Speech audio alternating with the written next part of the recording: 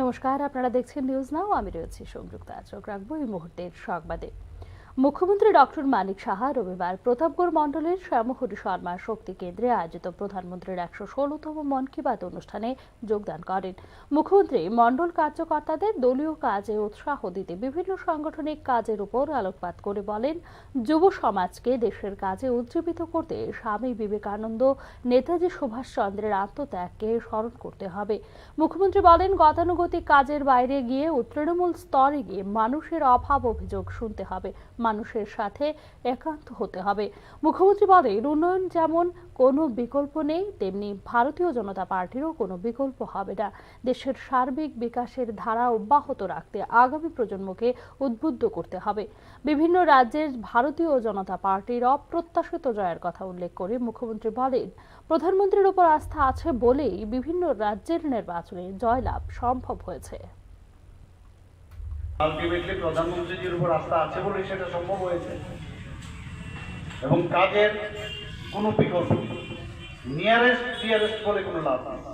কাজেই কথা বলবো, কাজ ঠিক আছে, তুমি ইউ আর মাই নিয়ারেস্ট, কাজ নাই you are not nearest or nearest.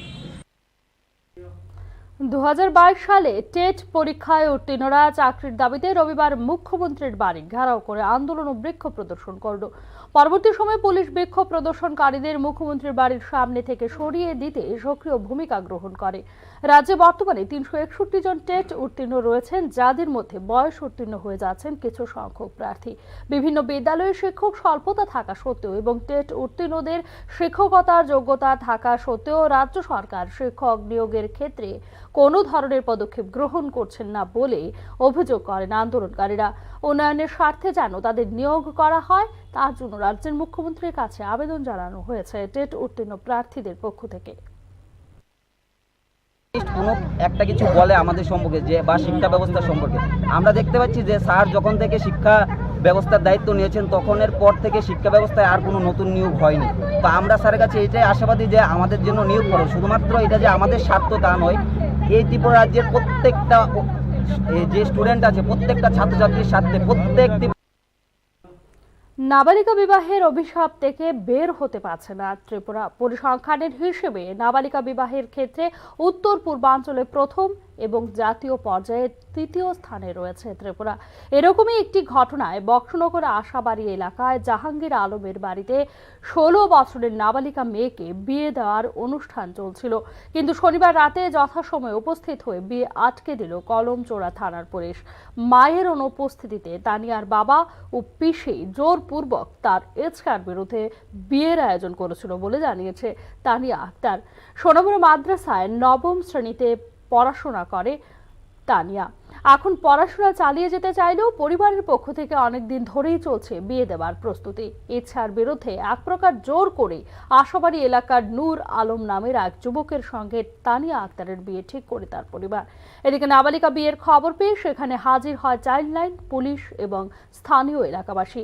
18 বছরের আগে বিয়ে দিলে আইন অনুসারে ব্যবস্থা নেওয়া হবে বলে সংশ্লিষ্ট পরিবারকে চূড়ান্তভাবে সতর্ক করে দিয়েছে পুলিশ প্রশাসন। চাইল্ড লাইন এবং স্থানীয় নেতৃত্ব একযোগে কাজ করলে বাল্য বিবাহের মতো সামাজিক সমস্যার বিরুদ্ধে কঠোর প্রতিরোধ গড়ে তোলা সম্ভব। তবে এক্ষেত্রে নাবালিকা বিবাহের মতো অভিশাপ থেকে সমাজকে রক্ষা করতে পারবে কেবলমাত্র জনসচেতনতা বলেই মনে করেন সমাজতত্ত্ববিদরা। নাম কও, কি কি হয় তোমার? আমার বাবু, কাকা, বাবু। হ্যাঁ, তারাই। আর বাইরে মানুষ ছিল, কত ছিল? বাইরের মানুষের তুই তো পরে ধরতেছি। চিনি নাই। আচ্ছা যাক, তুই কবে তো কর থেকে 16 বছর। এমনিতে কোন ক্লাসে পড়ো? মাদের সাথে বসে আর কি শুনতেন এইটাই ইচ্ছা ছিল ওখানে পড়াশোনা আমার। কি কারণে পড়াইতেছে না? মা বাড়িতে নাই, বাড়িতে কেউ নেই। নাম? কানি একটা বাড়ি কোন জায়গাতে? রংপুর।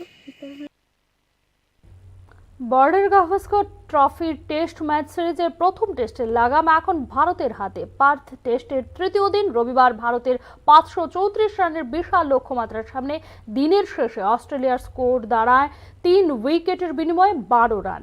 নাথান ম্যাকসুইনি খাতা খুলতে পারেনি। প্যাট কামিন্স 2 রান করে আউট হন এবং মার্নাস লাবুসচেন 3 রান করে আউট হন। 3 রান করে অপরাজিত থাকেন ওসমান খাজা। জয়ের জন্য এখনো 522 রান করতে হবে অস্ট্রেলিয়াকে। অস্ট্রেলিয়ার বিরুদ্ধে তৃতীয় ইনিংসে ম্যাচের তৃতীয় দিন অর্থাৎ রবিবার 2টি উইকেট দখল করেন ভারতীয় দলের অধিনায়ক জসপ্রীত বুমরা এবং মোহাম্মদ সিরাজ পেয়েছেন 1টি উইকেট।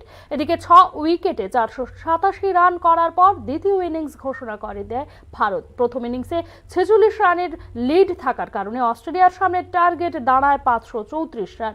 143 বলে 100 রানে অপরাজিত থাকেন বিরাট কোহলি। অপরদিকে 297 বলে 15টি 4 ও 3টি ছক্কার সাহায্যে দুর্দান্ত 161 রান করেন যশস্বী জয়সওয়াল। সোমবার অনুষ্ঠিত হবে ম্যাচের চতুর্থ দিনের খেলা।